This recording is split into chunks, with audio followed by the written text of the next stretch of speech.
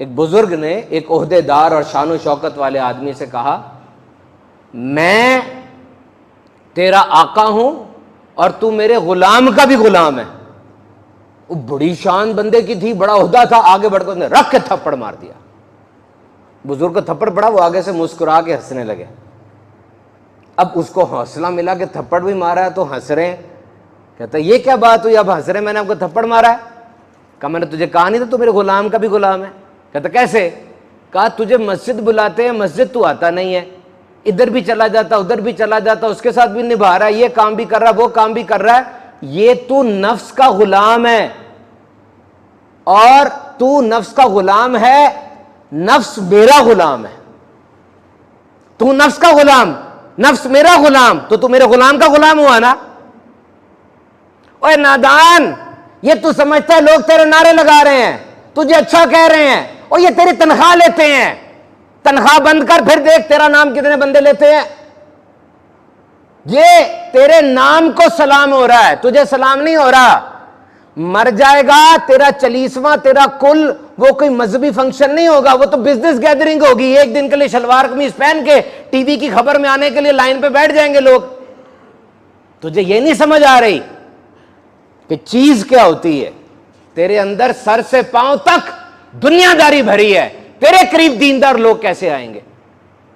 تیرے دل میں نفاق ہے, شہرت ہے, تیرے قریب وہ لوگ آئیں گے جن کو تیرے پیسے سے غرض ہے, یا تیرے کندھے پہ چڑھ کے وہ بھی مشہور ہونا چاہتے ہیں.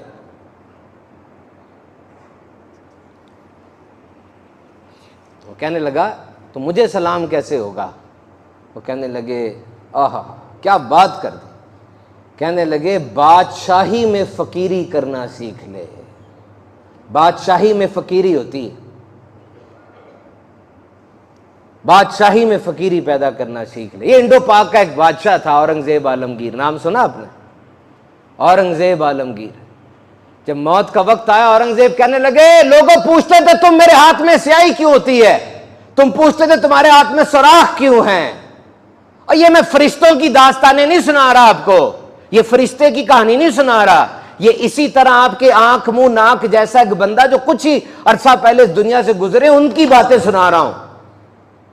کہ آپ یہ کہہ دیں جی وہ کر سکتے تھے, ہم کیسے کر سکتے ہیں, آپ جیسے ہی بندے تھے, وہ دماغ تھا. وہ کہتے ہیں تم پوچھتے تھے میرا آخری وقت ہے. انڈو پاک کا مطلق العنان بادشاہ تھا جو کہتا ہو جاتا. تو کہنے لگے سنو, اورنگزیب نے 1 روپیہ بھی سرکاری خزانے سے کبھی نہیں لیا. کتابت کرتا تھا میں, 1658 کی بات ہے, کتابت کر کے میں کماتا تھا اور ٹوپیاں سیا کرتا تھا. 50 روپے فلاں جگہ میں نے رکھ دی ہیں, میں فوت ہو جاؤں اس کا کفن لا کے ڈال دینا مجھے. فقیری فقیری. یہی اورنگزیب جب خطبہ دیتے تھے جمعے کا, سڑکوں پہ چلتے ہوئے غیر مسلم کلمہ پڑھ لیا کرتے تھے اور کہا کرتے تھے کہ محمد عربی نے صلی اللہ علیہ وسلم جو دین پھیلانے کا کہا تھا, اورنگزیب تخت پہ بیٹھ کے وہ دین پھیلا رہا ہے.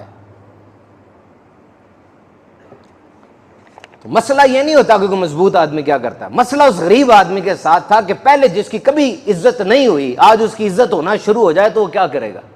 کبھی کسی کے پاس پیسہ نہیں آیا, آج ایک دم پیسہ آ جائے تو وہ کیا کرے گا. نسلی طریقے سے پیسہ نہیں نہ آیا, کما کے نہیں آیا, اندر والا باہر آتا ہے, ماسک گر جاتے ہیں. حضرت علی نے فرمایا, میں نے حضور کی بارگاہ میں عرض کی یا رسول اللہ کوئی نصیحت فرما دیں. حضور نے فرمایا علی سن لے, دنیا میں جس نے دنیا داری پروٹوکول کی خواہش کی, قیامت میں وہ رسوا کر دیا جائے گا, اور جس نے دنیا کو چھوڑا قیامت کے دن اس کو اعلیٰ رتبہ دیا جائے گا. مولانا رومی نے بڑی دل دہلا دینے والی بات کر دی یہاں پہ. مولانا رومی نے کیا فرما دیا؟ مولانا رومی فرماتے فرعون اور حامان جتنی دولتیں نہیں ہیں, ورنہ یقین کرو کئی لوگ خدا بننے کے لیے تیار بیٹھے ہیں. معاذ اللہ معاذ اللہ. نہیں چاہتے کچھ لوگ کہ میرے آگے جھک کے ہی رہو, ہیں ایسے لوگ, جھکے رہو میرے آگے بس. اقبال نے کیا کہا تھا, دیار عشق میں اپنا مقام پیدا کر. ہائے ہائے ہائے, نیا زمانہ نئی صبح شام پیدا کر. میرا طریق امیری نہیں فقیری ہے, خود ہی نہ بیچ, غریبی میں نام پیدا کر.